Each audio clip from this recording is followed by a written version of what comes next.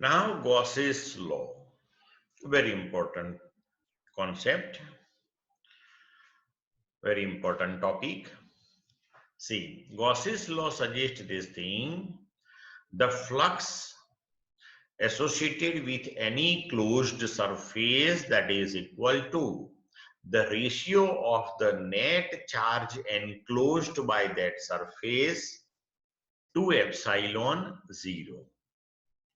Let's derive this equation of a flux and let's try to understand this Gauss's law. Suppose we have a point charge Q located at the center of the imaginary spherical surface having radius equal to r. And now consider that particular charge is at the origin, means the center of that spherical surface is at the origin of Cartesian coordinate system.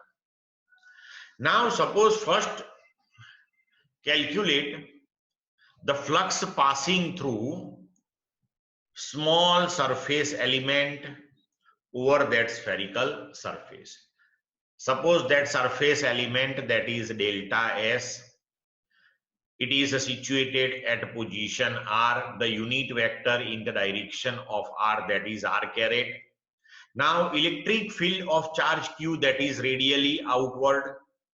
So at this surface the electric field that is radially outward, and the area vector delta S for this small element that is also outward, normal to the surface. So electric field and the area vector both will be in the same direction. Now, as per definition, we can write flux passing through this element, that is E dot delta S. Now E and delta S both are in the same direction. Now we can rewrite this one as E delta S cos theta, but theta that is equal to 0.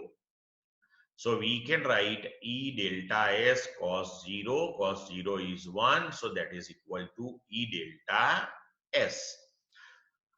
Now if you want to calculate the total flux passing through this entire spherical surface, then take the summation of the fluxes passing through each and every infinitesimal small element of this particular spherical surface. So phi, that is sigma delta phi. So that is E is the same one at each and every point on the spherical surface, because each and every point that is at the same distance from charge Q, and that is R. So E sigma delta S. So E into now sigma delta S. So if we consider this type of n infinitesimal small elements distributed over the entire spherical surface, and then after if we take the summation of all these one, we will get the total surface area. So total surface area for the spherical surface, that is 4 pi r square. So we can write now phi, that is equal to, now electric field due to a point charge at a distance r, that is 1 upon 4 pi epsilon 0 q upon r square into 4 pi r square. So here we can write therefore phi, that is equal to q upon epsilon 0. Now see this charge q that is enclosed by this particular spherical surface. So we can say the flux passing through any closed surface, that is equal to the ratio of net charge enclosed by the surface to epsilon 0. Clear to all of you? Now see one small application of it using, say, this Gauss's law. One can calculate the flux passing through any closed surface. Now here suppose, as shown in this figure, we consider a cylindrical closed surface and it is placed in the electric field E. Now suppose we want to find the total flux passing through this particular closed surface.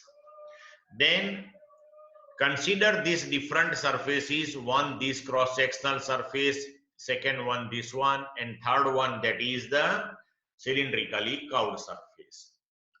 So here the cross-sectional surface areas, that is same one on both the side.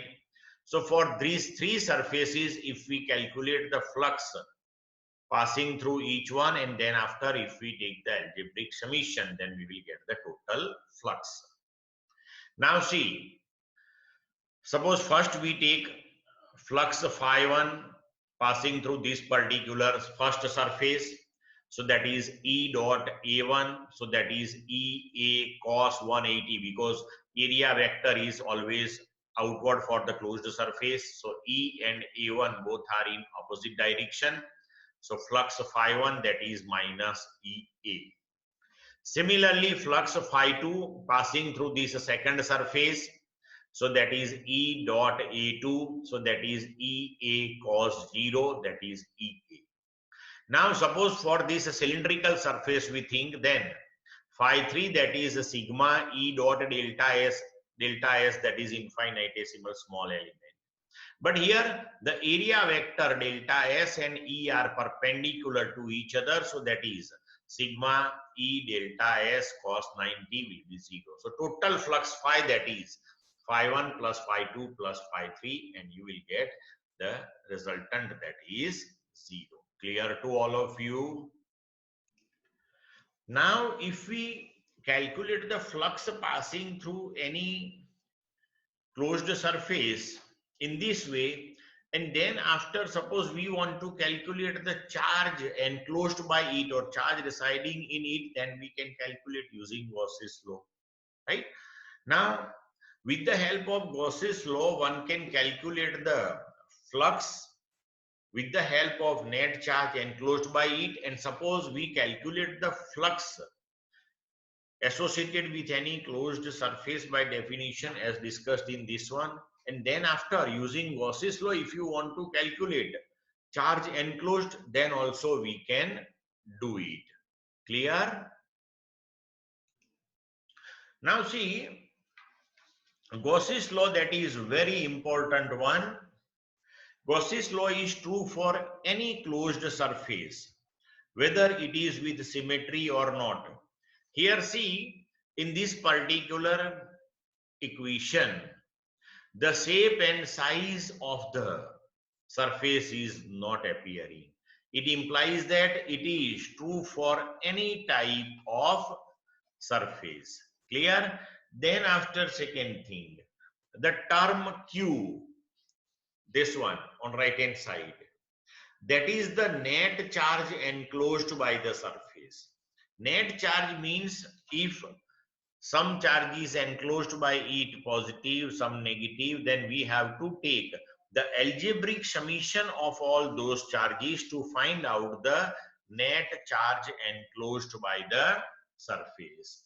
Then